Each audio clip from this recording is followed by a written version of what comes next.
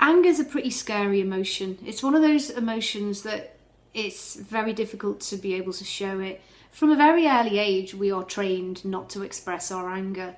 Maybe we were a toddler in the supermarket and our parents did anything possible to stop us from expressing our anger when we were having a tantrum or something like that.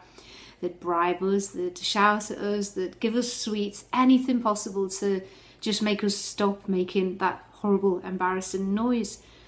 But the problem is we grow up and we still feel like it's unsafe to express our anger. And of course, we it's good to be civilized and in society and not to scare other people and all of that. But in our relationships, it can have a huge effect. It can make us swallow down a lot of feelings, a lot of emotions that really might be okay to express when they first start to come up.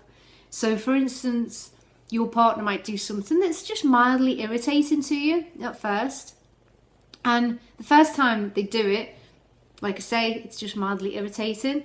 And maybe the 50th time they do it, you're absolutely raging inside, but you're scared to show your emotion. You've held it in for so long, it feels like a weird thing to suddenly show it for something that in itself is pretty trivial.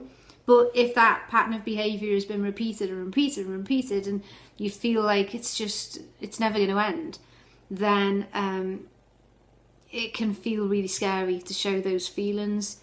And what often happens, and what I find with most of the people who come to me for relationship counselling, they'll talk to me about a huge row that they had, and they'll almost laugh at it. The trivialness of the trivialness of the reason for the argument. It can be such a silly thing, something they're actually laughing about, but at the time it was huge, and at the time it can actually cause some real damage to the relationship.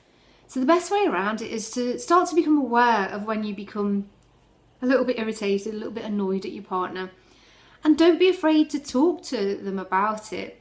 Explain how you feel in a calm, rational way, because at that point you won't have got enraged by them. It will just be a small thing that's a little bit irritating.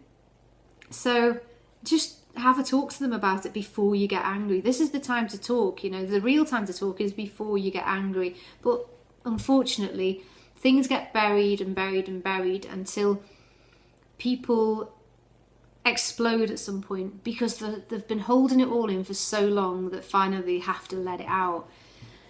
So just identify when these things are troubling you, and even make an agreement with your partner that the two of you are maybe going to talk for 5 minutes each night, and if there's anything on your minds, just express it in a safe environment. Not when you're both really angry at each other, or not when you're both really tired or exhausted from the day.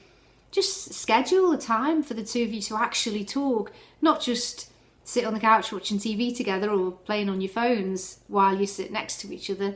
Actually turn everything off, turn your phones off, and just sit for 5 minutes and just check in with each other to see if there's anything on your minds. And that small, tiny thing can clear so many arguments. It can stop so many arguments from building up and becoming a real problem to the relationship. So that's what I wanted to talk about today anyway. I thought it'd be relevant with it being the National Time to Talk Day.